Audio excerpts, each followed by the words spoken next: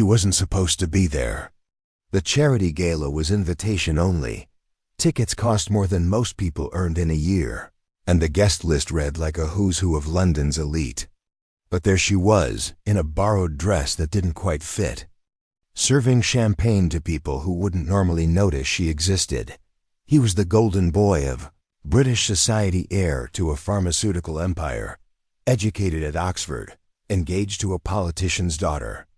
She was a refugee from Somalia, working 3 jobs to pay for medical school, invisible to his world. When their eyes met across that crowded ballroom, neither could have imagined that in 8 years their roles would reverse completely.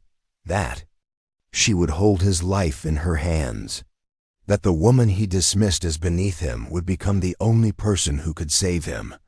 This isn't just a story about rejection. It's about the dangerous assumptions we make about people based on where they come from, what they wear, or how much money they have. It's about how life has a way of humbling those who think they're untouchable. And it's about a woman whose brilliance couldn't be dimmed, no matter how many doors were slammed in her face. Before we jump back in, tell us where you're tuning in from, and if this story touches you, make sure you're subscribed, because tomorrow, I've saved something extra special for you. The grand ballroom of the Dorchester Hotel sparkled like a jewel box. Crystal chandeliers cast dancing shadows across walls adorned with priceless artwork, while London's most influential gathered for the annual Children's Medical Foundation charity gala.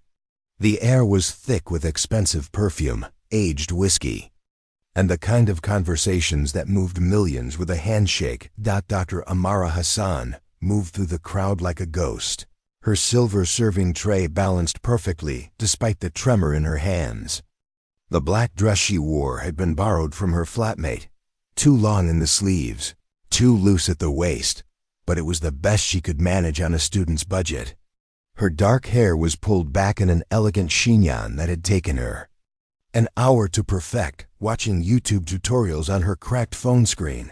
She shouldn't have been there. The catering agency had called her that morning, desperate for last-minute help when one of their regular servers called in sick. The pay was good, better than her usual shifts at the hospital cafeteria, and she needed every pound to cover her medical school fees. But as she navigated between conversations about Swiss ski trips and Mediterranean yacht parties, she felt the familiar ache of not belonging. "Excuse me, miss." A woman with perfectly coiffed silver hair and diamonds the size of grapes snapped, her fingers imperiously. "This champagne is far too warm. Bring me something properly chilled." Amara nodded politely, even as her cheeks burned. "Of course, madam, right away." She had learned to make herself invisible in these situations. Growing up in a refugee camp in Kenya, then in the council flats of East London, she had developed the survival skill of observing without being observed. She watched these people, how they moved, how they spoke, how they wielded their privilege like a weapon or a shield depending on their needs.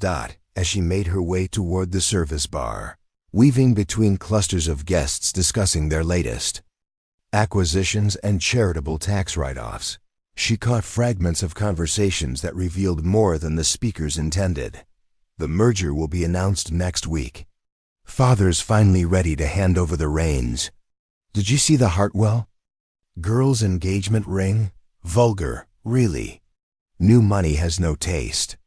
The PM's considering him for the health committee.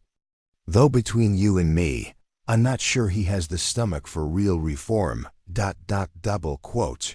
She had always been a good listener. It was part of what made her excel in her medical studies, the ability to pick up on subtle cues, to hear what wasn't being said. But tonight, listening felt like eavesdropping on a world that had never intended to include her. At the service bar, she exchanged the warm champagne for fresh glasses, chilled to perfection. The bartender, a kind-faced man from Bangladesh who had worked these events for years, gave her an understanding nod. "First time with this crowd?" he asked quietly. "Last time, hopefully," she replied with a wry smile. "They're not all bad," he said, polishing a crystal glass.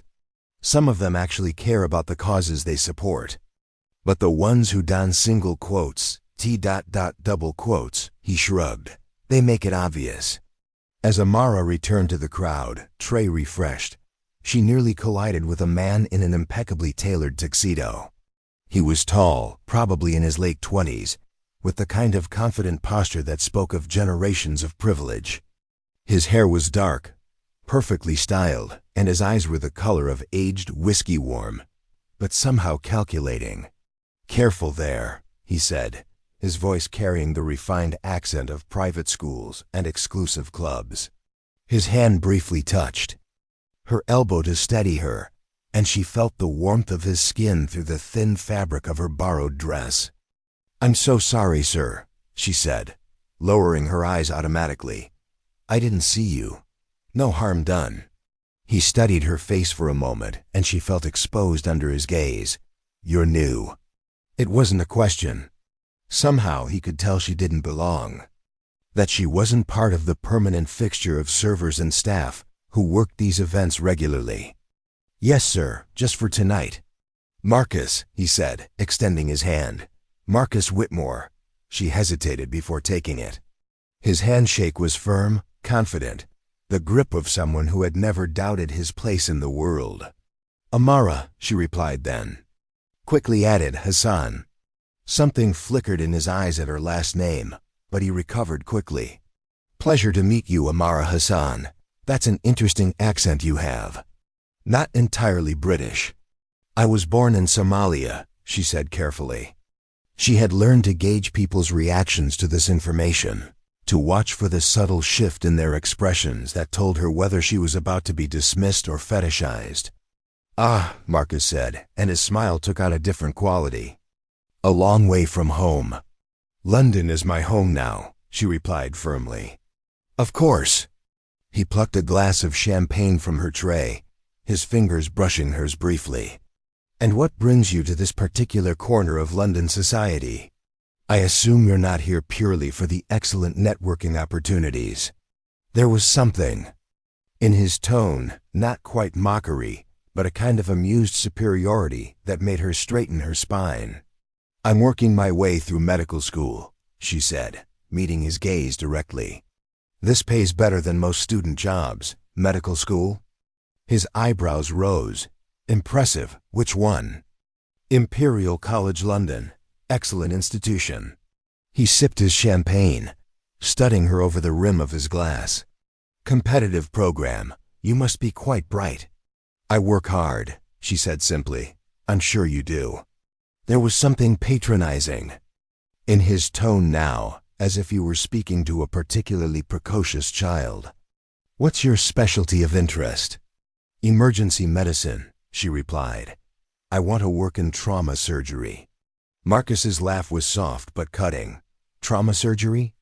That's ambitious. For someone in your position." The words hit her like a physical blow. "Someone in your position." The dismissal was polite, wrapped in an Oxford accent and expensive cologne, but it was dismissal nonetheless. "What position would that be, exactly?" she asked, her voice carefully controlled. Marcus seemed to realize he had crossed a line, but instead of backing down, he doubled down with the confidence of someone who had never faced real consequences for his words. "Well, you have to be realistic, don't you? Trauma surgery is incredibly demanding. The hours, the pressure, the politics of hospital hierarchies. It takes a certain background to navigate that world successfully. Perhaps you might consider general practice or pediatrics. Something more suitable." The word suitable hung in the air between them like a poison cloud. Amara felt her cheeks burn, but she kept her expression neutral. She had heard variations of this speech before from professors who questioned whether she was really university material, from classmates who assumed she was there to fill diversity quotas, from employers who praised her work ethic while questioning her ambitions. "I see," she said quietly. "And what background would that be?" Marcus gestured vaguely around the room. "This world. These connections. Understanding how things really work. It's not enough to be clever, you know. Surgery, especially at the highest levels, is as much about politics as it is about medicine. You need sponsors, mentors, family connections.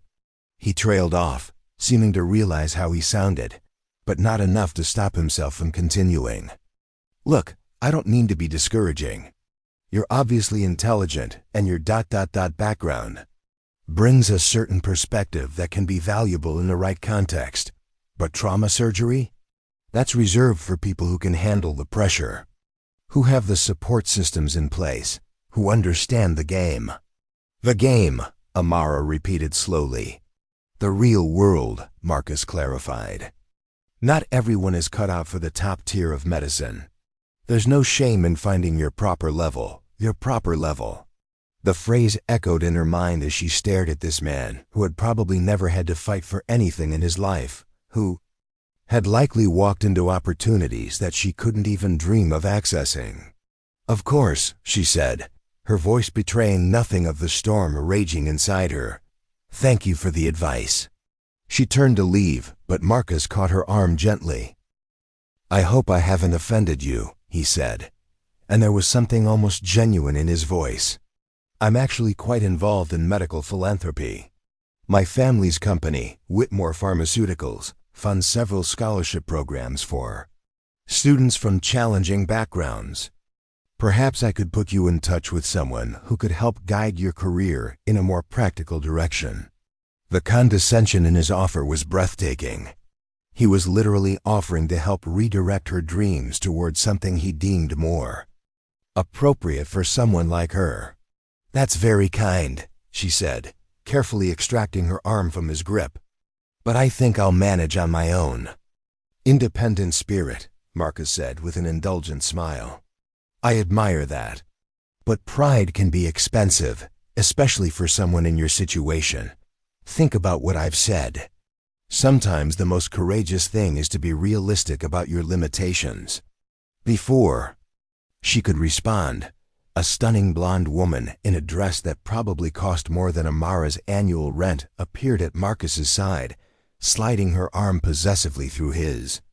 Darling, there you are, she said in a voice like crystal wind chimes. Daddy's been looking for you.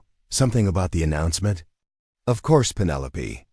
Marcus's entire demeanor shifted, becoming warmer, more animated. Amara, this is my fiancée, Penelope Hartwell. Penelope, this is Amara. She's working her way through medical school. Penelope's smile was polite but dismissive. How admirable, she said in a tone that suggested it was anything but. Medical school must be terribly difficult. I could never manage all that memorization. It's more than memorization, Amara said quietly. Oh, I'm sure it is, Penelope replied, but she was already looking past Amara, her attention drawn to more important guests. Marcus, we really must go. The photographer wants to get some shots of us with the Children's Foundation Board. As they walked away, Amara heard Penelope's voice, low but not quite low enough. Who was that girl? She seemed rather intense. Just someone working the event, Marcus replied dismissively. Refugee student. Rather sad, actually. Thinks she's going to be a trauma surgeon. Penelope's laugh was like breaking glass. How charmingly naive. Did you try to set her straight? I attempted to provide some realistic guidance. But you know how these scholarship students can be full of unrealistic ambitions. Their voices faded as they moved deeper into the crowd, but the words echoed in Amara's mind. Scholarship student. Unrealistic ambitions. Charmingly naive. She stood there for a long moment, holding her tray of champagne, watching Marcus and Penelope pose for photographs with the city's medical establishment elite. The foundation board, the hospital administrators, the department heads who would one day decide her future, they were all there, all part of Marcus's world, all smiling and shaking hands with the golden boy of British pharmaceuticals. A waiter bumped into her from behind, jolting her back to reality. Sorry, love, he said. You all right? You look like you've seen a ghost. I'm fine, she said automatically, but she wasn't fine. She was furious and hurt, and most dangerously of all, she was motivated. As she resumed her duties, moving through the crowd of people who saw her as furniture, she made herself a promise. She would remember this night. She would remember Marcus Whitmore's patronizing smile, his casual dismissal of her dreams, his certainty that people like her had their proper level. And someday, when she was wearing surgical scrubs instead of a borrowed dress, when she was the one making life and death decisions, when she had earned her place in the world through pure merit and relentless determination, she would remember exactly how it felt to be told she wasn't good enough. The revenge she would take wouldn't be petty or personal. It would be the sweetest revenge of all, proving him wrong. Not just wrong, but catastrophically, humiliatingly wrong. She didn't know then that the universe had a sense of irony. She couldn't have imagined that 8 years later, Marcus Whitmore would be lying on a gurney in her emergency room, his life literally in her hands, completely dependent on the skills of the woman he had dismissed as unsuitable for his world. That night, as she served champagne to people who looked through her like she was transparent, Amara Hassan began the transformation that would take her from invisible refugee to one of London's most respected trauma surgeons. And it all started with a man who thought he knew exactly where she belonged. Preparing and narrating this story took us a lot of time, so if you are enjoying it, subscribe to our channel. It means a lot to us. Now back to the story. The fluorescent lights of the Imperial College London Library buzzed overhead as Amara hunched over a mountain of medical textbooks. It was 2:47 a.m., and she was alone except for 2 other students camped out in distant corners, their own desperation illuminated by laptop screens and energy drink cans. Her eyes burned from staring at diagrams of the human circulatory system, but she couldn't stop. Every time she closed her eyes, she heard Marcus Whitmore's voice. Perhaps you might consider general practice something more suitable. The word had become her nemesis, her fuel, her driving force. 3 weeks had passed since the charity gala, and Amara had thrown herself into her studies with an intensity that worried even her closest friends. She'd picked up extra shifts at the hospital cafeteria, not because she needed the money, though she always needed the money, but because she wanted to observe the hierarchy Marcus had mentioned. She wanted to understand the game, he claimed. She couldn't play. What she discovered was both discouraging and illuminating. Dr. Margaret Thornton was the head of emergency medicine at St. Bartholomew's Hospital, where Amara would hopefully complete her residency in 2 years. She was a formidable woman in her 50s, with steel gray hair and a reputation for being harder on students than a drill sergeant. But she was also brilliant, and she had climbed the medical hierarchy at a time when women were barely tolerated in surgery, let alone leading departments. Amara had started timing her cafeteria shifts to coincide with Dr. Thornton's coffee breaks. She would position herself strategically, wiping tables or restocking napkins, listening to the conversations that revealed how medical careers were really built. The research grant committee is meeting next week, Dr. Thornton was saying to Dr. James Crawford, a cardiothoracic surgeon known for his innovative techniques. The Whitmore Foundation is funding 3 new fellowships this year.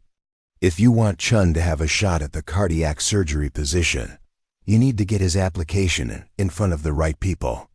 Marcus Whitmore is on the selection committee himself now, Dr. Crawford replied. Young for that level of influence, but the family connection opens doors. His father practically built the modern pharmaceutical research wing. Amara's hand tightened on the cloth she was using to clean tables. The Whitmore name seemed to follow her everywhere, a reminder of the conversation that had changed everything. The boy knows his stuff, though, Dr. Thornton conceded.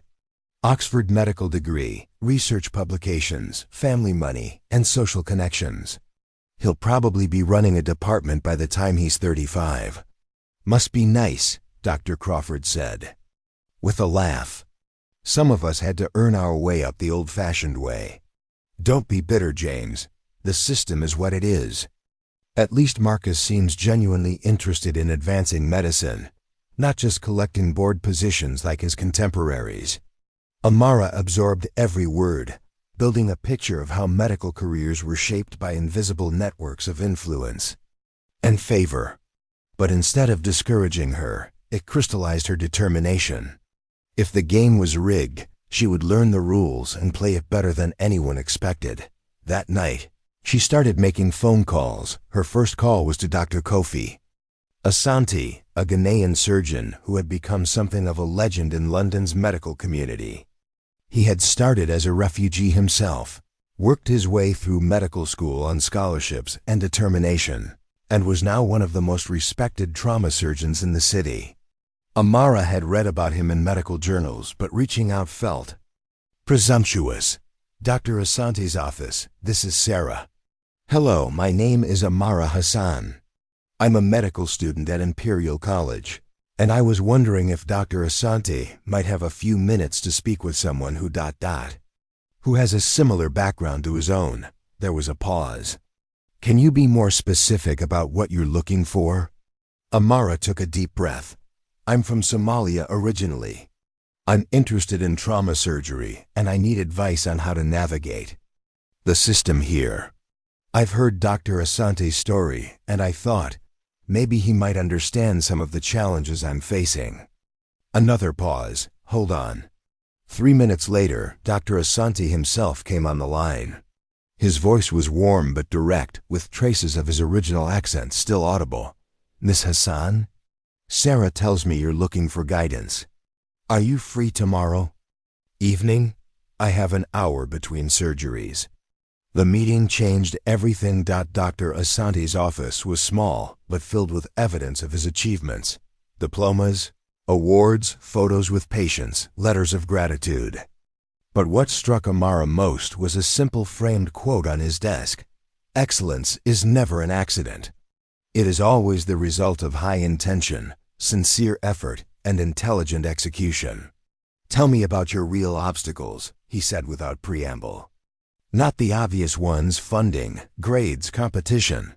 The real ones. Amara found herself describing the charity gala. Marcus Whitmer's dismissive advice.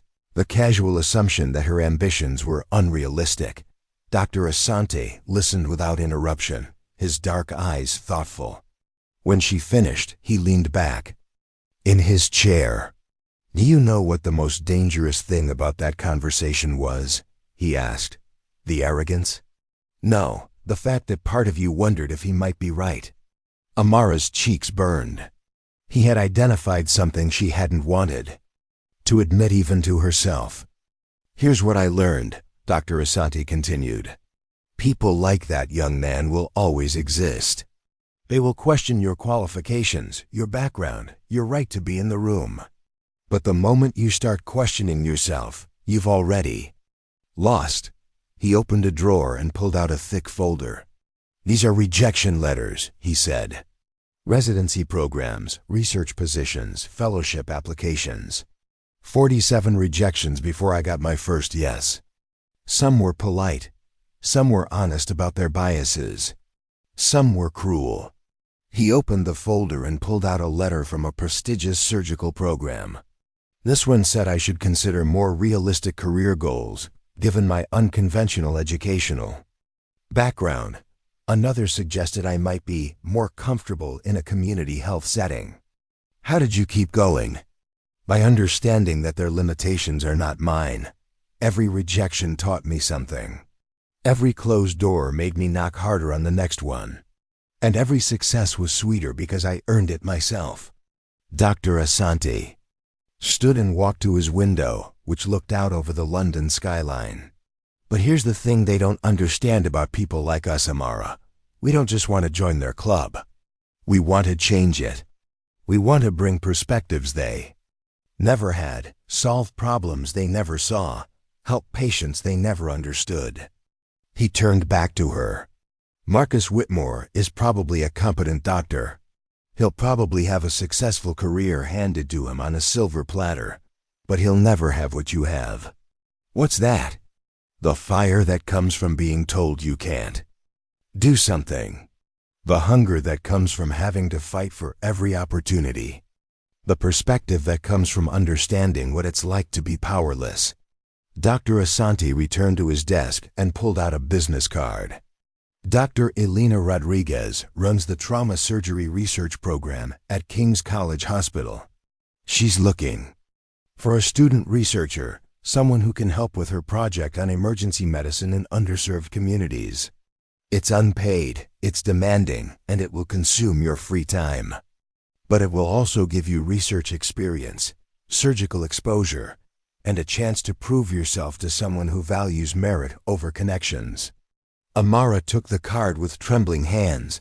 Why are you helping me? Because 20 years ago, someone helped me. And because the medical field needs doctors who understand that healing isn't just about fixing what's broken, it's about seeing the whole person. That weekend, Amara sent Dr. Rodriguez an email that she rewrote 17 times. She outlined her background, her goals, and her willingness to work harder than anyone else for the opportunity. The response came 2 days later. Come in Friday at 6 a.m. Bring scrubs and comfortable shoes. We'll see what you're made of. Dr. Rodriguez was a small woman with intense brown eyes and hands that moved with surgical precision even when she was just pointing at charts. She had emigrated from Spain, worked her way through medical school in 3 countries, and built a reputation as one of the most innovative trauma surgeons in Europe. Research assistant positions usually go to students with family connections or impressive CVs, she said as she led Amara through the hospital corridors. But I'm not interested in impressive CVs. I want someone who understands that medicine is about serving people, not serving yourself. The project was ambitious, developing new protocols for trauma care in resource-limited settings, techniques that could save lives when expensive equipment wasn't available. It was exactly the kind of work that excited Amara, combining medical innovation with real-world impact. Can you handle seeing difficult cases? Dr. Rodriguez asked as they approached the trauma bay. Real trauma, not textbook diagrams. I've seen difficult things before, Amara replied quietly. Dr. Rodriguez studied her face and nodded. I believe you have. The next 6 months transformed Amara's understanding of medicine. She spent every spare hour in the trauma bay, observing surgeries, analyzing cases, contributing to research that would eventually be published in prestigious medical journals. She saw Dr. Rodriguez save lives with makeshift tools and brilliant improvisation, watched her navigate hospital politics with strategic intelligence. But most importantly, she learned that excellence in medicine wasn't about having the right connections or the perfect background. It was about competence, dedication, and the ability to make life or death decisions under pressure. You have good instincts, Dr. Rodriguez told her one evening after a particularly challenging case, and you don't panic. Those are more valuable than any pedigree. As Amara's research experience grew, so did her confidence. She started applying for additional opportunities, summer research programs, medical conferences, advanced coursework. Each acceptance felt like a small victory against the voice in her head that sometimes whispered Marcus Whitmore's words. But the real breakthrough came when Dr. Rodriguez invited her to co-author a paper on innovative trauma techniques. Seeing her name in print in a medical journal that would be read by doctors around the world felt like crossing an invisible threshold. She was no longer just a refugee student trying to prove herself. She was becoming a medical professional with her own expertise and contributions to the field. The night the paper was published, Amara sat in her small flat, looking at the PDF on her laptop screen. Her name appeared right after Dr. Rodriguez's: Elena Rodriguez, MD, PhD, and Amara Hassan, medical student. Medical student. Not refugee, not scholarship recipient, not someone working beyond her proper level. She thought about Marcus Whitmore, probably attending some social event, networking with hospital administrators and pharmaceutical executives. She wondered if he would ever read her research, if he would recognize her name if he did. Then she realized she didn't care. His opinion of her had become irrelevant. She was building her own reputation, one research project and one surgical observation at a time.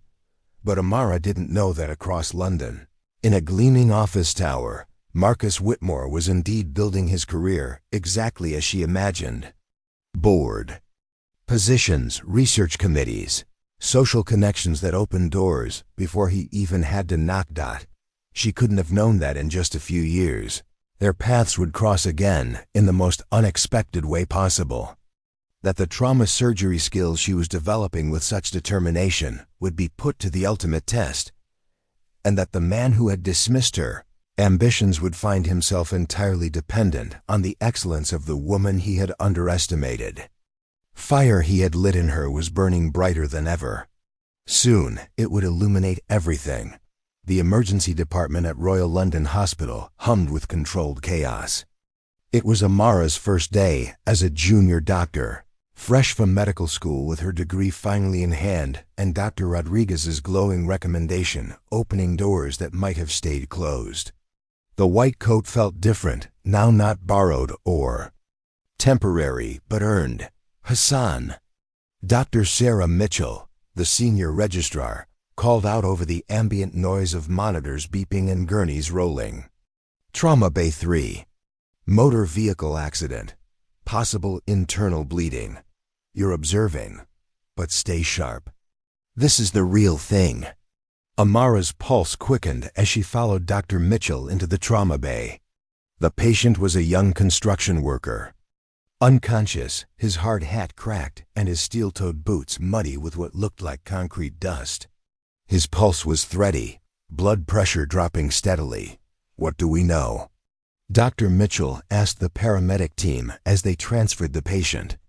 To the hospital gurney. 26-year-old male, fell from scaffolding approximately 20 feet. Possible internal injuries, definite head trauma. He's been in and out of consciousness during transport. Dr. Mitchell's hands moved with practiced efficiency, checking pupils, listening to lung sounds, palpating the abdomen. Hassan, what do you see? Amara stepped closer, her training taking over. Abdominal distension, guarding on the left side. Possible splenic injury. The pallor and dropping blood pressure suggest internal bleeding. Good. What's your next move? Type and cross-match for 6 units of blood. Immediate CT scan to confirm internal bleeding. And prep for emergency surgery if the scan confirms our suspicions. Dr. Mitchell nodded approvingly. Do it. And Hassan? This is your patient now. I'm here if you need me, but I want to see what you can do. The next 4 hours were a blur of controlled intensity. The CT scan confirmed a grade 4 splenic laceration with active bleeding. Amara found herself in the operating theater, assisting Dr. Elizabeth Hartley, one of the hospital's most respected trauma surgeons, in a splenectomy that would save the young man's life. Excellent catch on the diagnosis, Dr. Hartley said as they worked. Quick thinking, clear communication with the team. Where did you train? Imperial College, ma'am. But I spent the last year doing research with Dr. Rodriguez at King's College Hospital. Rodriguez? Excellent surgeon, excellent teacher. She doesn't give recommendations lightly. As they sutured the patient closed, Dr. Hartley continued, We're looking for someone to join our trauma research team. Interested in subspecializing in emergency surgery? Amara's heart raced. This was the opportunity she had dreamed of, worked toward for years. Very much so, ma'am. Good. Come see me tomorrow. We'll discuss your future. That evening, Amara sat in the small flat she now shared with 2 other junior doctors, staring at her reflection in the bathroom mirror. The face looking back at her was the same one that had served champagne at the Dorchester Hotel 3 years ago, but everything else had changed. She was Dr. Amara Hassan now, not just a medical student with dreams and determination. Her phone buzzed with a text from her flatmate Zoe. Celebration dinner? You just nailed your first day. Before she could respond, another message came in from Dr. Asante. Heard through the grapevine about today's case. Well done. The fire is paying off. The fire. She remembered his words from that first meeting. About the hunger that comes from being told you can't do something. It was still there, burning as bright as ever, but now it was fueled by success rather than rejection. 6 months into her residency, Amara had established herself as one of the most promising junior doctors in the emergency department. Her diagnostic skills were sharp, her surgical technique was improving rapidly, and most importantly, she had an intuitive understanding of trauma medicine that couldn't be taught. She's got the gift, Dr. Hartley told Dr. Mitchell one evening. After Amara had successfully managed a complex multi-trauma case involving a family car accident. Some people can memorize anatomy and procedures, but they'll never have the instinct for emergency medicine. Hassan has it. But it wasn't just clinical skills that set Amara apart. She had learned to navigate the complex social dynamics of hospital life with the same strategic intelligence she'd applied to her studies. She attended medical conferences, networked with senior doctors, published research papers, and slowly built the professional reputation that Marcus Whitmore had insisted she could never achieve. The breakthrough came during her second year of residency at the annual European Trauma Surgery Conference in Vienna.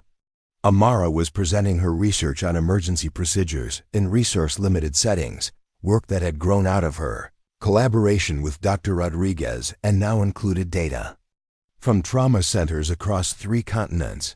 The conference hall was packed with the most influential trauma surgeons in Europe. Amara walked to the podium, her presentation slides loaded and her confidence steady. 3 years ago, she would have been serving coffee to these people. Now she was teaching them. Emergency Trauma Care in Resource-Limited Settings presents unique challenges that require innovative solutions, she began, her voice clear and authoritative. Our research demonstrates that by adapting traditional surgical techniques and utilizing locally available materials, we can achieve survival rates comparable to those in fully equipped trauma centers. The slides that followed showed her work in refugee camps, rural hospitals, and urban clinics with limited resources. She demonstrated surgical techniques that required minimal equipment but maximum skill, protocols that could save lives when high-tech solutions weren't available. Audience was engaged, asking technical questions that Amara answered with expertise and enthusiasm.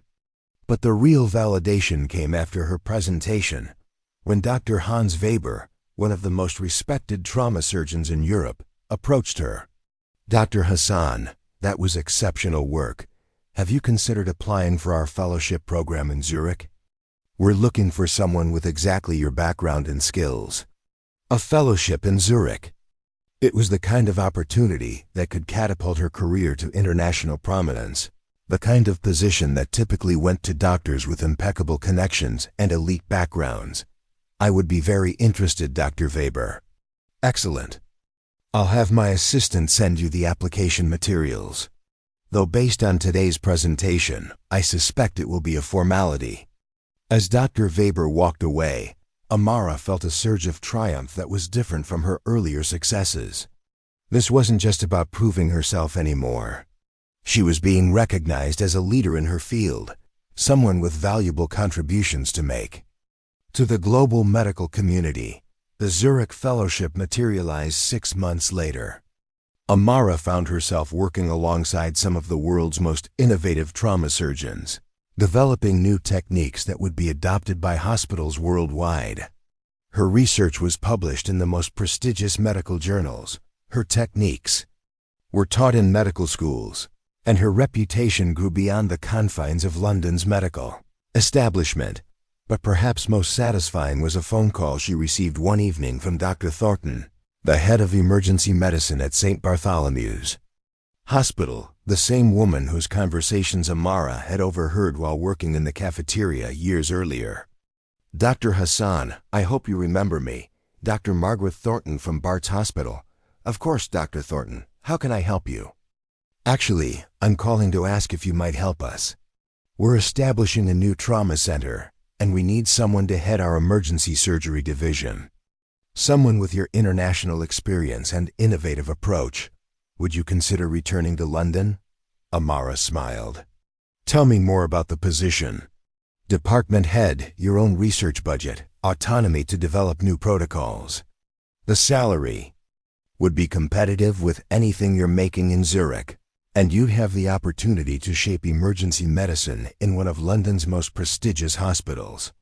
It was the offer of a lifetime.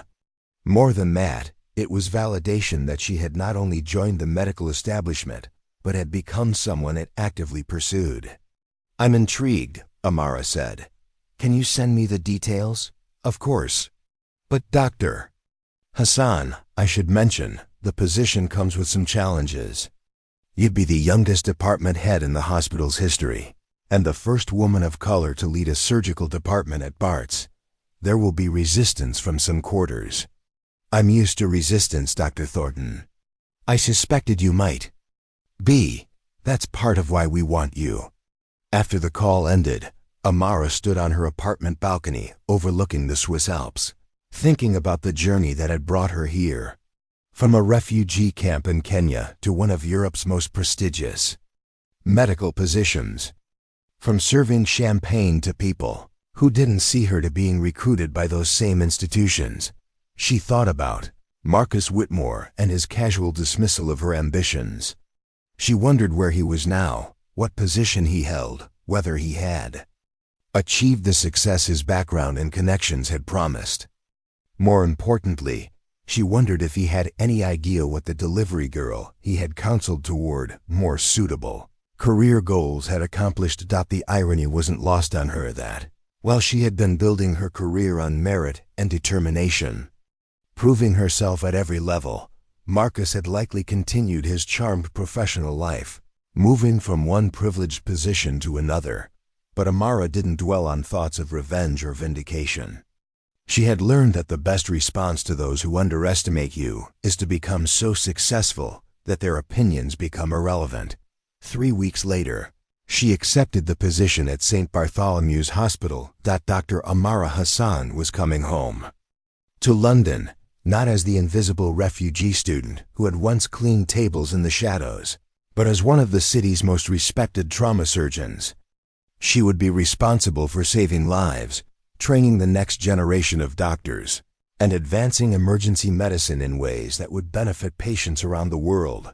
She had no way of knowing that among those lives, she would soon be responsible for saving would be the life of the man who had once told her to find her proper level. Fate, it seemed, had a sense of poetic justice, and it was about to write the most ironic chapter of both their stories. Marcus Whitmore stood at the floor-to-ceiling windows of his corner office, watching the London skyline shimmer in the afternoon heat. At 34, he had achieved everything his privileged upbringing had promised. Chief Medical Officer of Whitmore Pharmaceuticals, youngest board member in the company's history, and a reputation as one of Britain's most influential figures in medical research funding. The mahogany desk behind him was covered with documents that would shape the future of medical treatment across Europe. Grant applications worth millions of pounds, research proposals from the world's leading medical institutions, and partnership agreements with hospitals that would cement Whitmore Pharmaceuticals' position as a global leader. His assistant knocked and entered without waiting for permission, a privilege earned through 5 years of managing his impossibly demanding schedule. The board meeting has been moved to 4 o'clock, she announced, setting a stack of files on his desk. The ministers want to discuss the new cardiac research initiative before the press conference. Marcus nodded, not turning from the window.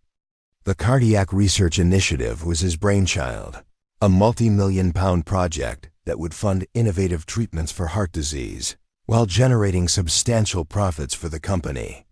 It was exactly the kind of high-profile, socially but beneficial work that had built his reputation as a visionary leader rather than just another pharmaceutical heir. And Dr. Pemberton called about the Royal College dinner next month, his assistant continued. He wants to know if you'll accept the nomination for the Medical Innovation Award. Of course, Marcus replied. The award was a foregone conclusion. His research funding had revolutionized cardiac care across 3 countries. But the ceremony would provide another opportunity to network with hospital administrators and government officials who controlled the regulatory environment his company navigated. His phone buzzed with a text from Penelope, now his wife of 2 years. Dinner with the Hartwells tonight? Daddy has news about the health ministry position. Marcus smiled. The health ministry position would be the crown jewel of his career trajectory, a role that would give him direct influence over national medical policy while maintaining his pharmaceutical interests through carefully managed blind trusts. It was the kind of appointment that transformed successful businessmen into statesmen. Everything in his life had unfolded according to plan. Oxford medical degree, residency at the most prestigious hospitals, rapid ascension through Whitmore Pharmaceuticals, executive ranks, marriage to the daughter of a prominent political family. Each step had been logical, strategic, inevitable. He had earned his success, of course. His research proposals were brilliant, his business acumen was sharp, and his understanding of medical innovation was genuine. But he was also honest enough to acknowledge that his path had been smoothed by connections, introductions, and opportunities that others never received. Not that he dwelt on such things. Success was about maximizing your advantages while minimizing your disadvantages. Some people were born with natural athletic ability, others with mathematical genius, and he had been born with access to networks and resources that opened doors. Using those advantages effectively was simply good strategy. The intercom buzzed. Mr. Whitmore, Dr. Harrison from the Cardiac Research Committee is on line 1. Marcus picked up the phone, already shifting into the focused energy that had made him one of the youngest pharmaceutical executives in Europe. Robert, good to hear from you. I trust the committee has had time to review our proposal. Marcus, the proposal is brilliant as always, but we have a problem. Marcus frowned. Problems were rare in his world, usually resolved with phone calls to the right people or adjustments to funding allocations. What kind of problem? The Ethics Review Board is raising questions about patient safety protocols in the clinical trials. Specifically, they're concerned about emergency procedures if patients experience adverse cardiac events during treatment. We've addressed those protocols extensively. Our safety measures exceed regulatory requirements. I know, but they want additional oversight. Someone with specific expertise in cardiac emergency medicine to review our procedures and potentially modify our protocols. Marcus felt a flutter of irritation. Ethics review boards were necessary but often pedantic, focused on theoretical risks rather than the practical benefits of innovative treatment. Who do they have in mind? That's the interesting part. They're suggesting Dr. Amara Hassan from St. Bartholomew's Hospital. She's apparently developed some groundbreaking protocols for cardiac trauma that have been adopted internationally. The board thinks her expertise would strengthen our application considerably. The name nothing to Marcus. He made a mental note to have his assistant research Dr. Hassan's background and determine the best approach for bringing her onto the project. Set up a meeting, he said. If her endorsement will expedite approval, let's get her on board. Already. Arranged. She'll be at your office Thursday morning. After ending the call, Marcus returned to his stack of documents, his mind already moving to the next challenge. The cardiac research project was too important to be delayed by bureaucratic obstacles, and if this Dr. Hassan could smooth the approval process, her involvement would be a worthwhile investment. What Marcus didn't know was that across London, in a modern trauma center that hadn't existed when he last paid attention to hospital staffing, Dr. Amara Hassan was reviewing the very same research proposal that had prompted the Ethics Committee's concerns. She sat in her office at St. Bartholomew's Hospital, surrounded by medical journals, research papers, and case files from the trauma surgery department she now led. The Whitmore Pharmaceuticals proposal lay open before her, its pages covered with her precise handwritten notes. The research itself was impressive, a new approach to treating acute cardiac events that could potentially save thousands of lives annually. But the emergency protocols concerned her. They were technically adequate but lacked the nuanced understanding of trauma medicine that came from actually treating patients whose hearts had stopped beating. Dr. Hassan, her research coordinator, Dr. James Chun, knocked on the open door. The committee wants to know if you'll accept the consulting position on the Whitmore project.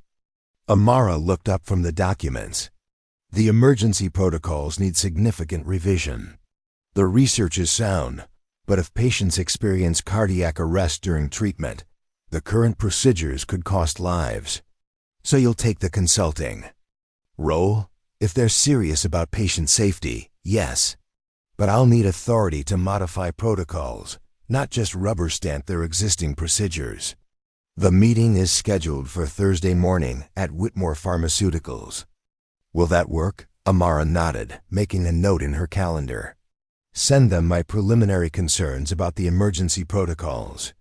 If they're willing to make substantial changes, we can move forward. As Dr. Chen left, Amara returned to the proposal, unaware that the man whose company had produced these documents was the same person who had once dismissed her medical ambitions as unrealistic. The name Marcus Whitmore appeared throughout the research proposal, but it was just another pharmaceutical executive to her, someone whose work she would evaluate based purely on its medical merit. Thursday morning arrived gray and drizzling. Typical London weather that matched Marcus's mood as he prepared for the meeting with Dr. Hassan. The Ethics Committee's demands for protocol changes had already delayed the project by 3 weeks, and further modifications would push back their timeline considerably. Dr. Hassan is here, his assistant announced through the intercom. Send her in. Marcus straightened his tie and arranged the meeting documents on his desk, preparing to deploy the combination of charm and professional competence that had made him successful in countless similar negotiations. He expected Dr. Hassan to be like most consulting physicians, impressed by Whitmore Pharmaceuticals' reputation, eager to be associated with high-profile research, and amenable to reasonable compromises on protocol adjustments. The door opened, and his assistant stepped aside to allow Dr. Hassan to enter. Marcus looked up from his papers with a professional smile, ready to begin the meeting that would presumably resolve the Ethics Committee's concerns and move his project forward. Smile froze on his face, standing in his office doorway, wearing a crisp white medical coat over professional attire, carrying a leather briefcase and radiating the quiet confidence of someone accustomed to making life-and-death decisions, was the woman who had served him champagne 6 years ago, the woman he had advised to consider more suitable career goals. The refugee student he had dismissed as unrealistic in her ambitions. Dr. Amara Hassan. For a moment that seemed to stretch indefinitely, neither of them moved. Marcus felt his carefully controlled world tilt on its axis as recognition flooded through him. Every patronizing word he had spoken at the charity gala came rushing back. Every assumption he had made about her limitations and her proper level in the medical hierarchy. Amara's expression was perfectly professional, but Marcus caught a flicker of something in her eyes, not surprise, but a kind of cool satisfaction that suggested she had recognized him the moment she saw his name on the research proposal. "Mr. Whitmore," she said, her voice steady and authoritative. "I believe you wanted to discuss emergency cardiac protocols for your clinical trial." She stepped into the office with the confident stride of someone who belonged in corporate boardrooms and medical conferences, someone whose expertise was sought by ethics committees and research institutions. Marcus realized with a sinking feeling that was entirely unfamiliar to him, that he was no longer the one with power in this room, the golden boy who had never faced a real challenge in his privileged life was about to learn what it felt like to need something from someone he had underestimated and Dr. Amara Hassan held all the cards. The silence in Marcus Whitmore's office stretched like a taut wire ready to snap. Amara Hassan stood in the doorway, her medical coat pristine white against the mahogany and leather luxury that surrounded them. She watched as recognition dawned across Marcus's face, saw the exact moment when his professional composure cracked, just enough to reveal the shock underneath. "Please have a seat," Marcus managed, gesturing toward the leather chairs arranged around a polished conference table. His voice carried only the slightest tremor, but Amara caught it. 6 years of emergency medicine had taught her to notice the subtle signs when someone's carefully maintained control began to fracture. She walked into the office with measured steps, taking in the details that spoke of inherited wealth and accumulated power. Original paintings, awards from medical organizations, photographs of Marcus shaking hands with ministers and pharmaceutical executives. The view from his windows encompassed half of London's financial district. "I believe we have some protocols to discuss," Amara said, settling into the chair across from him and opening her briefcase with practiced efficiency. She withdrew a copy of his research proposal, its pages marked with her precise annotations. In red ink, Marcus sat down slowly, his mind racing as he tried to reconcile the confident medical professional before him with his memory of the nervous delivery girl who had stumbled into his life 6 years ago. The woman sitting across from him radiated the quiet authority that came from saving lives under pressure, from making decisions that mattered beyond stock prices and board meetings. "Dr. Hassan," he began, then stopped. The title felt strange. In his mouth, weighted with implications he was still processing. "Yes?" Her tone was perfectly professional, neither warm nor cold, giving no indication that this meeting was anything other than a routine medical consultation. This is quite a coincidence, isn't it?" Amara tilted her head slightly, her expression unchanged. "Is it? I'm the head of trauma surgery at one of London's leading hospitals, and you're developing cardiac research protocols that require emergency medicine oversight. It seems like a logical professional connection." The words were matter of fact, but Marcus caught the subtle emphasis on logical professional connection. She was letting him know that she remembered their previous encounter while simultaneously establishing that they were now operating on entirely different terms. "Of course," Marcus said, fighting to regain his equilibrium. "Your reputation in emergency cardiac care precedes you. The ethics committee spoke very highly of your work, did they?" Amara opened the research proposal and flipped to a page dense with technical specifications. "Then you'll understand why I have serious concerns about your current emergency protocols." She leaned forward, and Marcus found himself listening to a critique delivered with surgical precision. Her analysis was devastating in its thoroughness, identifying gaps in patient safety procedures that could prove fatal during cardiac events. She spoke with the authority of someone who had actually held dying hearts in her hands, who understood the split-second decisions that meant the difference between life and death. "The protocol for ventricular fibrillation response is inadequate," she continued, pointing to a specific section. "Your timeline allows for a 2-minute delay in defibrillation while waiting for senior physician approval. In real emergency situations, 2 minutes is an eternity. Patients will die." Marcus felt his carefully planned research project shifting beneath his feet. Every criticism she raised was valid, backed by clinical experience and international research. But more than that, he was watching someone who spoke about life-and-death medical decisions with the same casual expertise he used to discuss. "Pharmaceutical profit margins. What modifications would you recommend?" he asked, genuinely needing her expertise despite the surreal nature of their reversed positions. Amara flipped to another page, covered with her handwritten notes. "Complete revision of emergency response protocols, additional training requirements for all medical staff involved in the trials, and immediate access to advanced cardiac life support equipment in every testing facility." That would be Expensive, Marcus said automatically. More expensive than wrongful death lawsuits when patients die from preventable cardiac events. Amara's tone remained neutral, but there was steel underneath. Or perhaps you're more concerned about profit margins than patient safety. The question hung in the air like an accusation. Marcus realized he was experiencing something he hadn't felt in years, being professionally challenged by someone whose expertise exceeded his own. Of course not, he said quickly.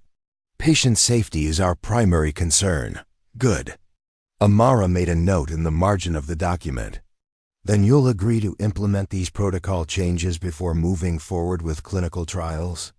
Marcus hesitated. The modifications she was proposing would add significant costs to the project and delay their timeline by months. Board members would question the expenses, investors would worry about profitability, and competitors might gain market advantage while they upgraded their safety procedures. But as he looked at Dr. Amara Hassan, the woman he had once advised, to lower her expectations and find more suitable career goals, he realized he had no choice. Her endorsement was required for ethics committee approval, and her reputation in emergency medicine carried more weight with medical regulators than his family name carried with pharmaceutical investors. I'll need to discuss the budget implications with our financial team, he said carefully. Amara closed the proposal and leaned back in her chair. For the first time since entering his office, she smiled, an expression that didn't reach her eyes. Of course you will. Money is always the first consideration in pharmaceutical research, isn't it? The comment felt pointed, and Marcus wondered if she was thinking about their conversation at the charity gala, when he had assumed her medical ambitions were limited by financial realities rather than talent. It's not just about money, he said, hearing the defensiveness in his own voice. We have responsibilities to shareholders, timelines to meet, regulatory requirements, and patients to keep alive, Amara interrupted quietly. Which should probably be the top priority for a medical research company. Marcus felt heat rise in his cheeks. He was being lectured about medical ethics by the woman he had once dismissed as unrealistic in her ambitions. The irony was almost too much to bear. Dr. Hassan, he said, trying to regain control of the conversation, I appreciate your expertise, and we certainly want to implement the highest safety standards. But perhaps we could find a middle ground that addresses your concerns while maintaining project viability? A middle ground? Amara's eyebrows rose slightly. Mr. Whitmore, emergency medicine doesn't operate on middle grounds. Either your protocols are adequate to save lives or they're not. Either you're committed to patient safety or you're not. She gathered her papers and placed them back in her briefcase with deliberate precision. I'll submit my recommendations to the ethics committee this afternoon. They'll expect a response from Whitmore Pharmaceuticals within 2 weeks regarding protocol modifications. If you're not prepared to implement necessary safety measures, I'll recommend that they reject your application for clinical trials. Marcus felt his world tilting further off its axis. This woman, this refugee student he had condescended to 6 years ago, was now in a position to single-handedly derail his most important research project. Wait, he said as she stood to leave. Perhaps we could discuss this further. Maybe. Over dinner? I'd like to understand your concerns more thoroughly. Amara paused, her hand on the briefcase handle, and looked at him with an expression he couldn't quite read. Dinner? She repeated slowly. A working dinner, Marcus clarified. Quickly, to discuss the protocols in more detail. I value your expertise, and I want to ensure we address every concern. For a moment, the professional mask slipped from Amara's face, and Marcus caught a glimpse of something that made his chest tighten, not anger, but disappointment, as if she had expected better from him, even after all these years. Mr. Whitmore, she said quietly, 6 years ago, you told me that trauma surgery was reserved for people who understood the game. You said I should consider more suitable career goals. Because I lacked the proper background and connections. Marcus felt his face flush with embarrassment and shame. Every word of that conversation came flooding back, along with the casual cruelty of his assumptions about her limitations. "Dr. Hassan, you what?" she asked, her voice still quiet, but carrying an edge now. "You didn't mean it? You were just trying to be helpful? You thought you were giving realistic advice?" Marcus opened his mouth but found he had no adequate response. Nothing he could say would excuse the arrogance and prejudice he had displayed that night. "I was wrong," he said finally. "Completely wrong. About you, about your potential, about everything." Amara studied his face for a long moment, as if evaluating the sincerity of his admission. "Yes," she said simply. "You were." She moved toward the door, then paused and turned back to him.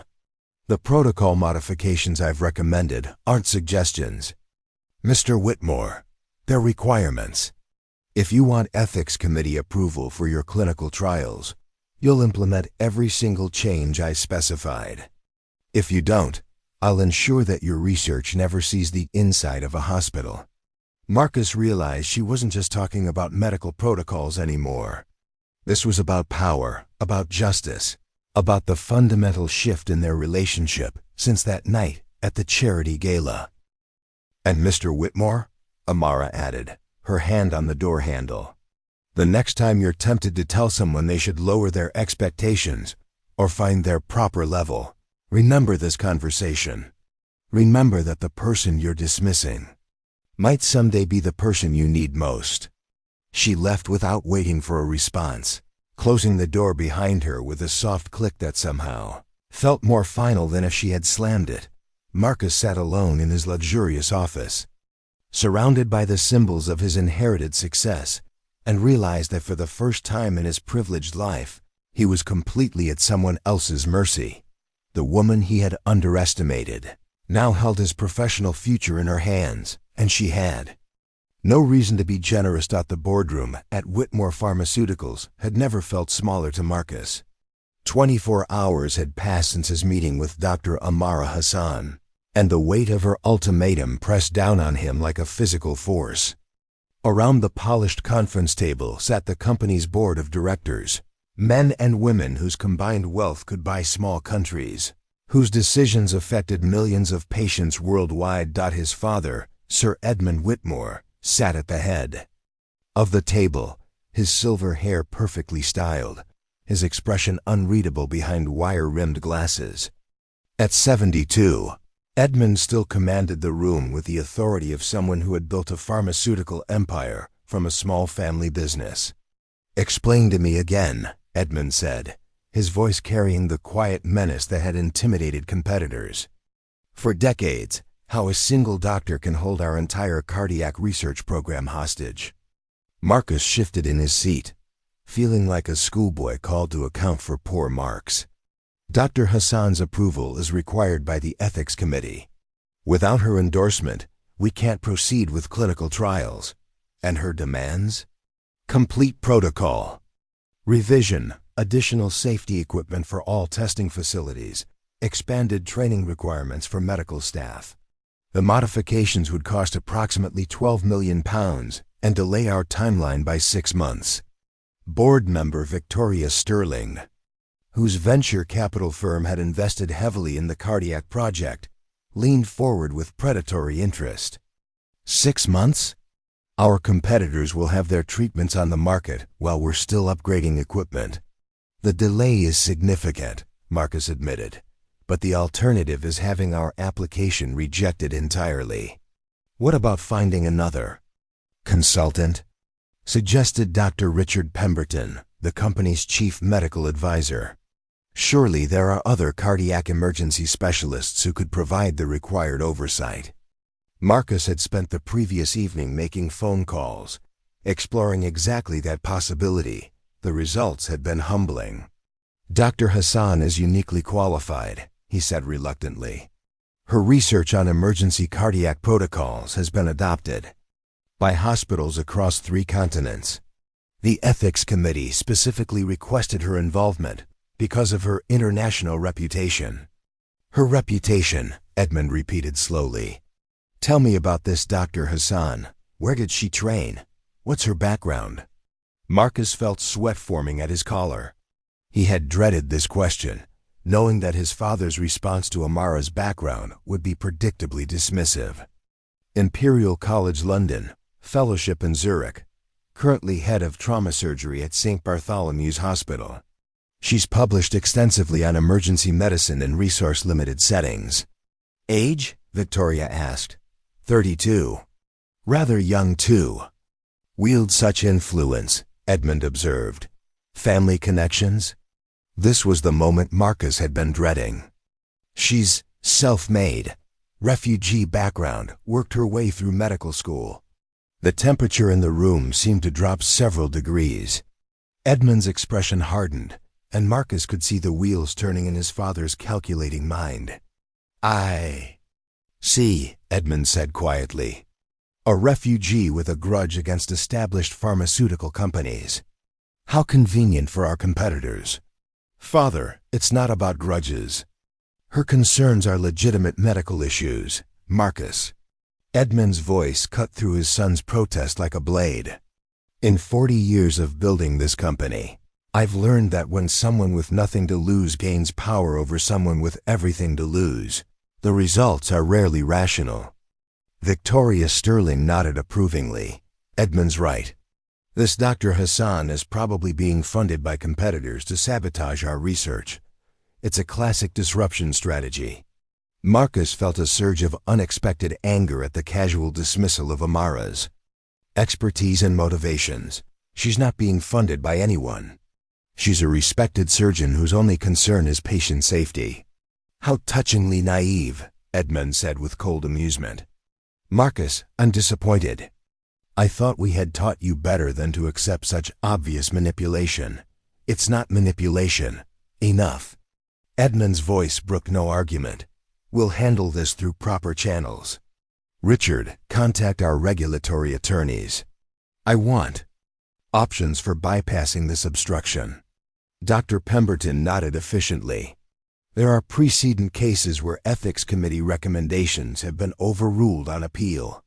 If we can demonstrate bias or unreasonable demands.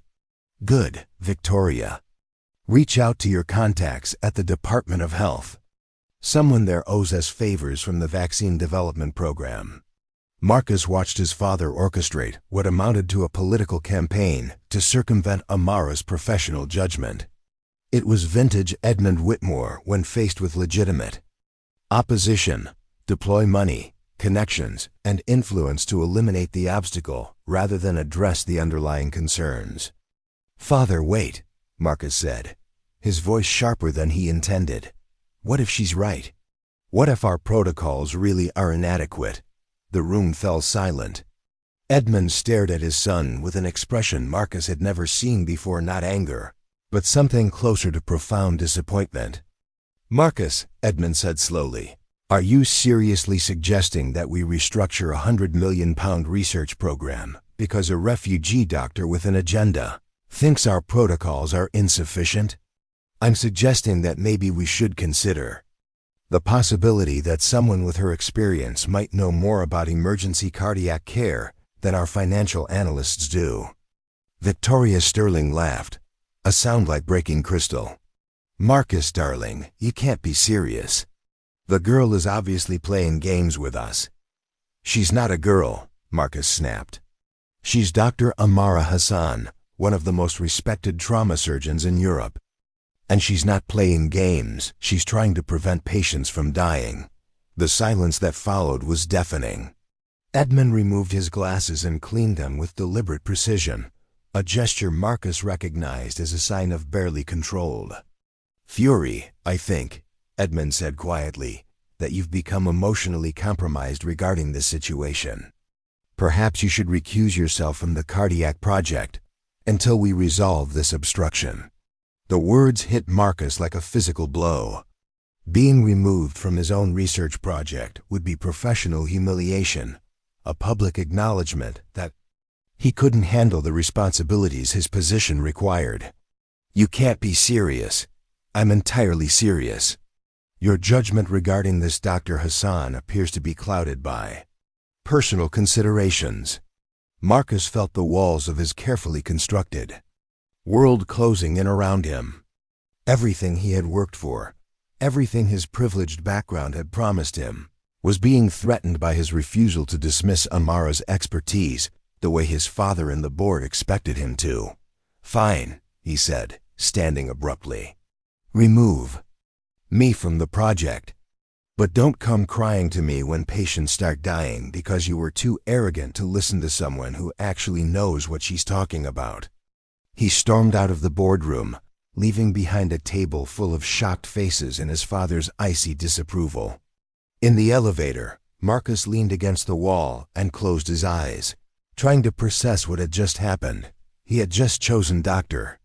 Amara Hassan's professional judgment over his own family's business interests. The woman he had once dismissed as unsuitable for his world had somehow become more important to him than maintaining his position in that world. 2 hours later, Marcus sat in his car outside St. Bartholomew's Hospital, staring at the modern glass facade and trying to work up the courage to go inside. He had no appointment, no legitimate reason for being there, and no idea what he would say if he managed to find Amara. The hospital bustled with activity, ambulances arriving, medical staff in scrubs hurrying between buildings, visitors clutching flowers and worried expressions. It was a world Marcus had always observed from the outside, through board meetings and research proposals and pharmaceutical sales reports. Inside, the smell of antiseptic and the sound of monitors beeping created an atmosphere entirely different. From corporate boardrooms, Marcus approached the information desk, feeling absurdly out of place in his expensive suit. "I'm looking for Dr. Amara Hassan," he told the receptionist. "Trauma surgery department, 4th floor. But she's in surgery right now. Were you expected?" "No, Could you tell me when she might be available?" The receptionist checked her computer screen. "Emergency surgery can take hours. You're welcome to wait, but there's no guarantee she'll have time for visitors." Marcus found himself in the trauma surgery waiting room, surrounded by worried families and the constant background noise of hospital life. He watched medical residents hurry past with charts and equipment, nurses managing multiple patients simultaneously, orderlies transporting people who depended on the skill and dedication of doctors like Amara. For the first time, he began to understand the weight of responsibility that came with making life and death decisions. These weren't theoretical patients in research proposals. They were real people whose survival depended on protocols and procedures being executed flawlessly under pressure. 3 hours later, Amara emerged from the surgical suite, still wearing scrubs, her hair pulled back under a surgical cap. She looked exhausted but alert, the way someone looks after successfully completing an intense, high-stakes task. She stopped when she saw Marcus sitting in the waiting room, her expression shifting from surprise to wariness. "Mr. Whitmore, this is unexpected." Marcus stood, suddenly aware of how inappropriate his presence must seem. "Dr. Hassan, I'm sorry to bother you at the hospital. I wanted to apologize." "Apologize?" "For the meeting yesterday, for the way I treated you 6 years ago, for my family's company questioning your professional judgment instead of addressing your legitimate concerns." Amara studied his face, her expression unreadable after years of maintaining professional composure in crisis situations. "I appreciate the apology," she said carefully, "but I'm not sure why you're here." Marcus took a deep breath, knowing that what he was about to say would irrevocably change his relationship with his family's company. "Because you're right. About the protocols, about patient safety, about everything. And I want to help you implement the changes you've recommended, even if it means going against my own board of directors." Amara's eyebrows rose slightly. "That's a significant career risk for you." "Maybe, but it's the right thing to do." For the first time since their reunion, Amara's expression softened slightly. "Why? Why would you risk your position for protocols that benefit patients you'll never meet?" Marcus thought about the families he had seen in the waiting room, about the trust they placed in doctors like Amara to save their loved ones, about the responsibility that came with developing medical treatments that would affect thousands of lives. "Because I finally understand something you tried to tell me 6 years ago," he said quietly. "Medicine isn't about profit margins or career advancement or family connections. It's about helping people when they need it most."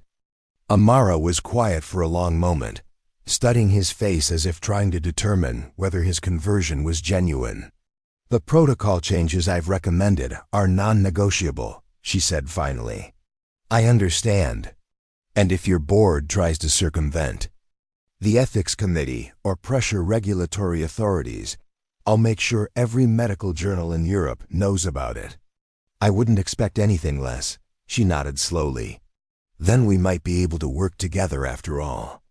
As Marcus left the hospital that evening, he knew he had crossed a line from which there was no return. He had chosen medical ethics over pharmaceutical profits, patient safety over family loyalty, and professional integrity over personal advancement. What he didn't know was that the universe was about to test those newly discovered principles in the most dramatic way possible. Within 48 hours, Marcus Whitmore would find himself in desperate need of the very trauma surgery expertise he had finally learned to respect. The rain hammered against the windshield of Marcus's Aston Martin as he navigated the winding country roads leading back to London. It was nearly midnight, and the emergency board meeting at the Whitmore estate had gone exactly as badly as he'd expected. 3 hours of his father's cold fury, board members questioning his competence, and thinly veiled threats about his future with the company. But for the first time in his life, Marcus felt oddly at peace with disappointing them. His phone had been buzzing incessantly with messages from Victoria Sterling, Dr. Pemberton, and his father's assistant, all demanding immediate responses to various urgent corporate crises. Marcus had turned the sound off an hour ago. Whatever power plays and political maneuvering they were orchestrating could wait until morning. The modified cardiac research protocols that Amara had insisted upon were being implemented, despite the board's objections. Marcus had spent the week working directly with her team at St. Bartholomew's, learning more about emergency medicine in 5 days than he had in years of pharmaceutical board meetings. Amara's work in her natural environment had been a revelation. She moved through the trauma unit with quiet authority, making split-second decisions that saved lives, teaching residents with patient expertise, and commanding respect from every medical professional around her. This was her world now, not the borrowed dress and nervous energy of a catering student, but the confident competence of someone who had earned her place through pure merit. The irony wasn't lost on him that while his own board questioned his judgment, he was learning invaluable lessons about leadership from the woman he had once dismissed. Marcus was so absorbed in his thoughts that he almost missed the sharp curve ahead. The rain had made the roads treacherous, and his tires struggled for grip on the slick asphalt. He eased off the accelerator, but the car's momentum carried it toward the stone barrier that separated the road from a steep embankment. Time seemed to slow as Marcus felt the vehicle slide sideways. He turned into the skid, exactly as he'd been taught in the advanced driving courses his father had insisted upon, but the physics were already beyond his control. The Aston Martin clipped the barrier with a grinding crash of metal against stone, spun once, and then rolled down the embankment in a sickening tumble of glass and twisted steel. The world went dark. 20-3 miles away, Dr. Amara Hassan was finishing her second consecutive 18-hour shift when her pager buzzed with an incoming trauma alert. She glanced at the notification: Major MVA, single vehicle rollover, patient trapped. 8:12 minutes, vitals unstable. Another night, another life hanging in the balance. Amara shrugged off her fatigue and headed to the trauma bay, her mind already running through protocols for vehicle accident injuries, possible spinal trauma, internal bleeding, traumatic brain injury, crush injuries from being trapped in wreckage. What do we know? She asked Dr. Jennifer Walsh, the resident who would assist with the case. 34-year-old male, found unconscious in vehicle wreckage. Fire department had to use hydraulic tools to extract him. Possible chest trauma, definite head injury, vitals unstable during transport. Blood type? They're running it now. Paramedics started 2 IVs, but he's losing pressure fast. Amara nodded, pulling on fresh scrubs and checking that the trauma bay was properly equipped. This was the kind of case that required every protocol she had spent years perfecting. The split-second decisions and flawless execution that meant the difference between a patient walking out of the hospital or leaving in a body bag. 3 minutes, the charge nurse announced. The automatic doors burst open as the paramedic team wheeled in the gurney, their patient barely visible beneath oxygen masks, 4 lines, and the cervical collar protecting his neck. Blood soaked through the bandages covering his chest, and the cardiac monitor showed an irregular rhythm that made Amara's pulse quicken. "On my count," she called out. 1, 2, 3, lift. As they transferred the patient to the trauma bed, Amara got her first clear look at his face. Despite the blood, swelling, and oxygen mask, despite the 6 years that had passed since their first encounter, recognition hit her like a physical blow. Marcus Whitmore. For a split second that felt like an eternity. Amara froze. Every emotion from their past encounters flooded through her. The humiliation of that night at the charity gala, the anger from their confrontation in his office, the grudging respect that had developed during their recent collaboration on the Thundunda research protocols. But then her medical training kicked in, overriding every personal consideration. This wasn't Marcus Whitmore, heir to a pharmaceutical fortune who had once dismissed her dreams. This was a trauma patient with life-threatening injuries who needed immediate intervention to survive. Pupils are reactive but sluggish, Dr. Walsh reported. Possible concussion or traumatic brain injury. Chest trauma, possible pneumothorax, Amara observed, noting the asymmetrical rise and fall of Marcus's chest. And look at this abdominal distension, internal bleeding, probably splenic or hepatic laceration. The monitors showed blood pressure dropping steadily despite the IV fluids. Marcus was going into shock, his body's systems beginning to shut down from blood loss and trauma. "Type and cross for 10 units, Amara ordered. "Get me a chest tube. Tray and prep for emergency surgery. And call the OR. We're going up now. Dr. Hassan?" Dr. Walsh looked puzzled. "Don't we need to wait for the family to consent to surgery? Not for emergency life-saving procedures. This patient will be dead within the hour if we don't operate immediately."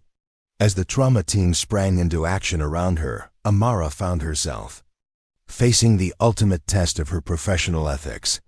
The man on the table had once told her she wasn't suitable for trauma surgery, that her background and circumstances made her unfit for the highest levels of medicine. Now his life depended entirely on those same unsuitable qualifications. In the elevator racing toward the operating room, Amara allowed herself one moment of bitter irony. Marcus had been wrong about so many things: her capabilities, her determination, her right to aspire to excellence in medicine. But he had been right about one thing: trauma surgery was reserved for people who could handle the pressure. She could handle it. She had been handling it for years. "OR3 is ready," Dr. Walsh reported as they wheeled Marcus into the surgical suite. "Anesthesia is standing by. Let's save his life," Amara said simply. The next 4 hours were a testament to everything Amara had fought to become.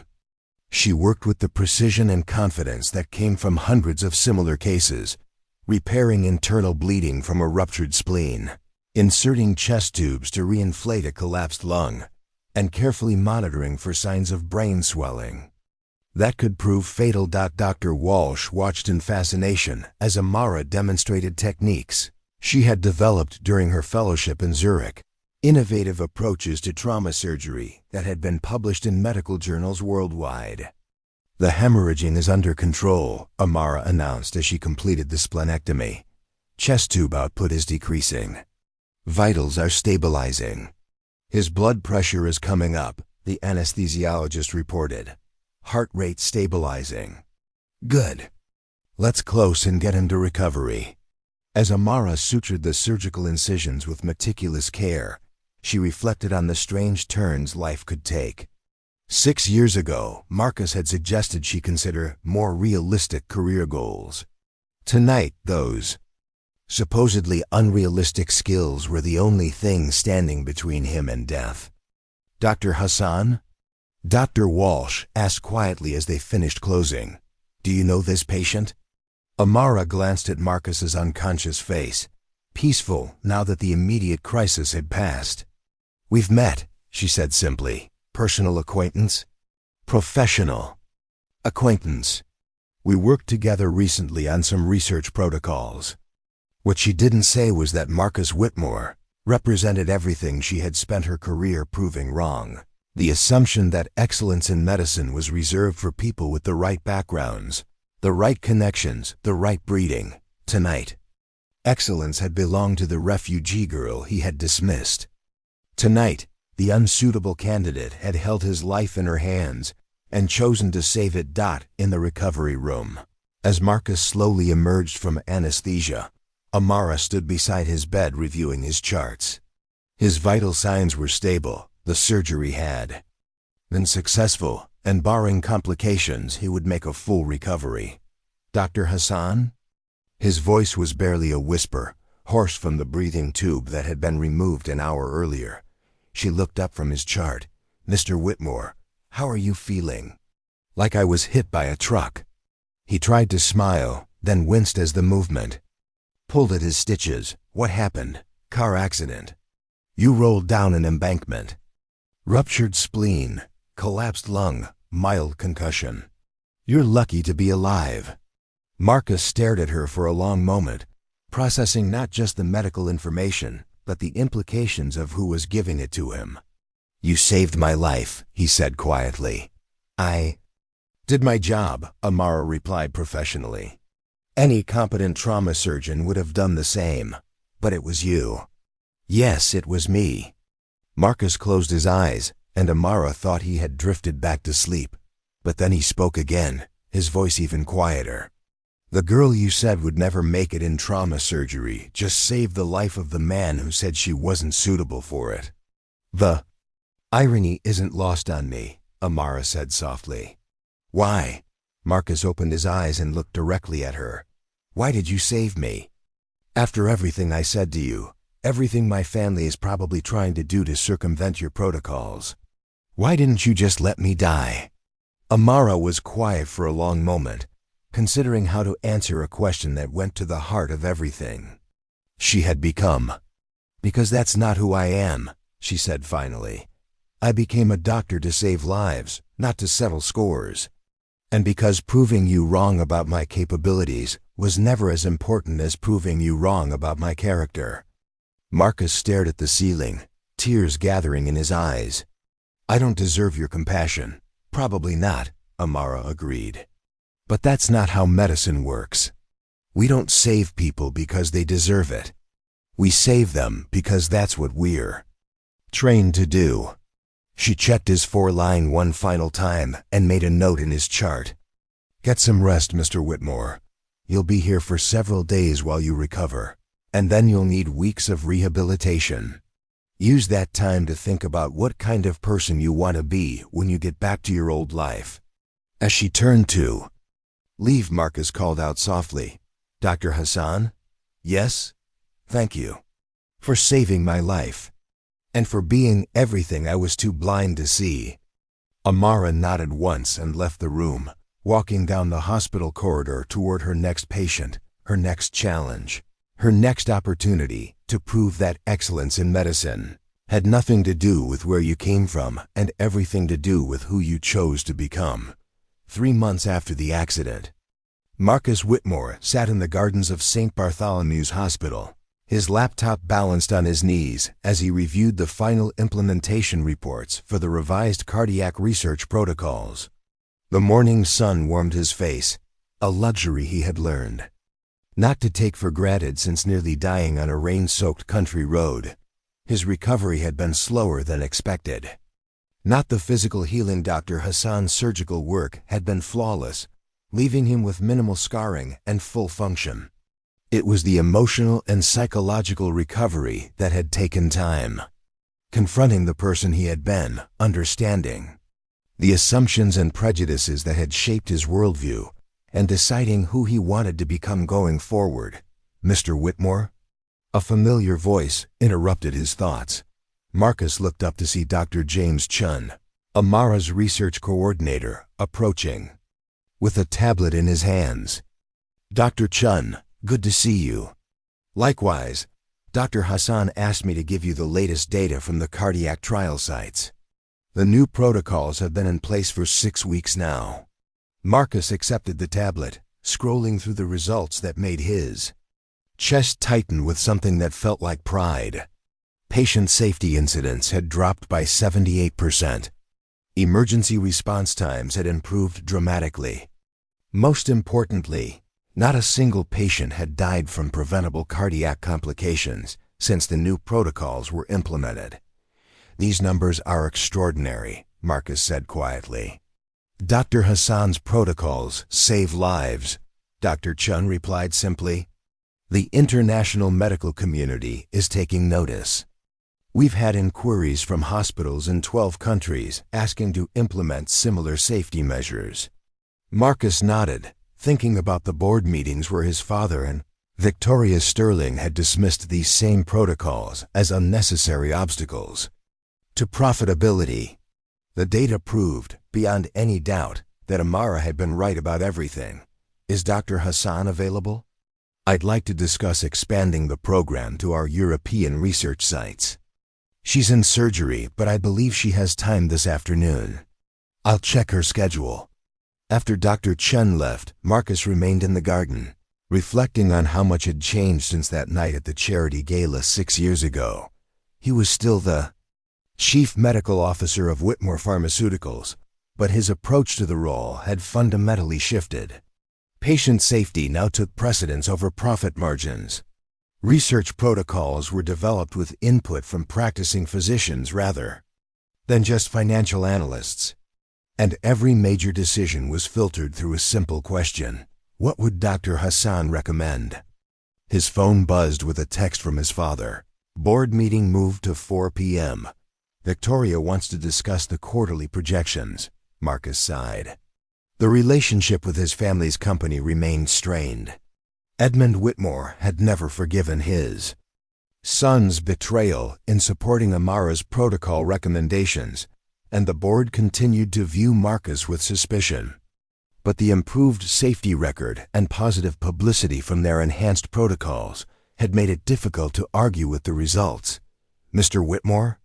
Marcus turned to see Amara approaching, still wearing surgical scrubs but carrying herself with the quiet confidence he had come to associate with her. 3 months of working together had transformed their relationship from adversarial to professionally respectful, though Marcus often sensed that she was still evaluating whether his conversion to ethical medicine was genuine. "Dr. Hassan, Dr. Chun showed me the latest safety data. The results are remarkable." Amara sat on the bench beside him, maintaining the careful distance she had maintained since his recovery. "The protocols work because they're based on real-world medical experience rather than theoretical projections. I know. And I want to apologize again for how long it took me to understand that." "You don't need to keep apologizing, Mr. Whitmore. We've moved past that." Marcus wasn't sure they had, but he appreciated her professionalism. Dr. Chun mentioned international interest in the protocols. "Have you considered expanding beyond cardiac research?" "Actually, yes." Amara's expression brightened with the enthusiasm he had learned to recognize when she discussed her work. "I've been developing comprehensive trauma protocols that could revolutionize emergency medicine globally. But it would require significant funding and institutional support." Marcus leaned forward, genuinely interested. "Tell me more." For the next 20 minutes, Amara outlined her vision for a global emergency medicine initiative that would bring advanced trauma care to underserved communities worldwide. It was ambitious, innovative, and exactly the kind of project that could transform millions of lives. The funding requirements would be substantial, she concluded, probably beyond what most traditional medical foundations could support. What if it wasn't a traditional foundation? Marcus asked quietly. Amara looked at him with curiosity. What do you mean? What if it was funded by a pharmaceutical company with deep pockets and a genuine commitment to improving global health outcomes? Understanding dawned in Amara's eyes. You're suggesting Whitmore Pharmaceuticals fund this initiative? I'm suggesting we partner on it. Your medical expertise, our resources and infrastructure. A genuine collaboration between pharmaceutical research and practicing medicine. Amara was quiet for a long moment, studying his face as if trying to determine whether this was another corporate manipulation or a sincere offer. Your board would never approve something like this, she said finally. They might if it's presented correctly. Enhanced global reputation, positive publicity, long-term market development in emerging economies. And most importantly, it's the right thing to do. The right thing to do, Amara repeated slowly. That's a new consideration for pharmaceutical companies, Marcus smiled ruefully. It's a new consideration for me too, but I've had a good teacher. For the first time since his recovery, Amara's professional mask slipped slightly, and Marcus caught a glimpse of something warmer beneath. I'd want complete autonomy over the medical protocols, she said. No interference from corporate interests. Agreed. And transparent reporting of all safety data, even if it reflects poorly on company practices. Agreed. And if the board tries to compromise patient safety for profit considerations, I walk away with all the research data. Agreed. Amara extended her hand. Then let's change how pharmaceutical companies and practicing physicians work together. Marcus shook her hand, feeling the weight of the moment. 6 years ago, he had dismissed her as unsuitable for his world. Now she was offering him the chance to become suitable for hers. That evening, Marcus presented the Global Trauma Initiative to Whitmore Pharmaceuticals' board of directors. The reaction was predictably mixed. Edmund's skepticism, Victoria's focus on profit margins, Dr. Pemberton's professional jealousy. But the data from their cardiac research protocols spoke for itself, and the potential for positive publicity was undeniable. This Dr. Hassan has certainly made an impression on you, Edmund observed acidly after the other board members had left. She saved my life, Father, both literally and professionally. And now you want to hand her a blank check to revolutionize emergency medicine worldwide? I want to support an initiative that could save thousands of lives while positioning our company as a leader in ethical pharmaceutical research. Edmund studied his son's face, perhaps recognizing something he had never seen before: genuine conviction based on experience rather than inherited privilege. The budget you're proposing is enormous, Edmund said finally. The potential impact is even more enormous. And if this partnership damages our relationship with traditional medical institutions, then we'll build new relationships with institutions that prioritize patient care over profit margins. Edmund was quiet for a long moment. You've changed, Marcus. Since the accident, since working with this doctor, you've become someone I don't entirely recognize. I've become someone I can respect, Marcus replied quietly. 6 months later, the Global Emergency Medicine Initiative was launched at a ceremony attended by health ministers from 15 countries. Dr. Amara Hassan stood at the podium, outlining protocols that would bring advanced trauma care to refugee camps, rural hospitals, and urban clinics with limited resources. Marcus watched from the audience, no longer the center of attention, but genuinely content to support someone whose vision exceeded his own. In the past year, he had learned that true leadership wasn't about commanding rooms or controlling narratives. It was about recognizing excellence in others and creating opportunities for them to succeed. After the ceremony, as the reception buzzed with conversations between medical professionals and pharmaceutical executives, Amara approached him. "Thank you," she said simply, "for believing in this initiative, for changing your company's priorities, for becoming someone worthy of the second chance I gave you." "Thank you," Marcus replied, "for showing me what medicine can be when it's practiced by someone who actually cares about patients more than profits." They stood together in comfortable silence, watching doctors and researchers from around the world discuss protocols that would save lives in places Marcus had never imagined visiting. "Can I ask you something?" Marcus said finally. "Of course." "That night at the charity gala, when I told you trauma surgery wasn't suitable for someone with your background, did you know then that you would prove me wrong?" Amara smiled, the first genuinely warm smile she had ever given him. "I knew I would try. That was enough. And now? Now I know that proving you wrong was never the point. The point was proving to myself that I belonged wherever I chose to work, hard enough to earn my place." Marcus nodded, understanding finally that Amara's success had never been about him or his approval. It had been about her own determination to excel regardless of who believed in her capabilities. As the evening wound down and the last guests departed, Marcus realized that the refugee student who had once served him champagne had given him something far more valuable than he had ever given her.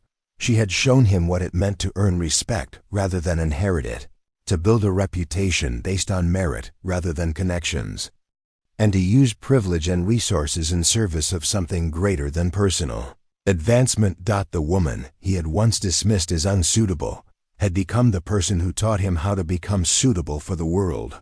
She had built through pure determination and excellence. And in saving his life, she had given him the opportunity to finally deserve it. Up next, you've got 2 more standout stories right on your screen. If this one hits the mark, you won't want to pass these up. Just click and check them out. And don't forget to like, subscribe, and turn on the notification bell so you don't miss any upload from us.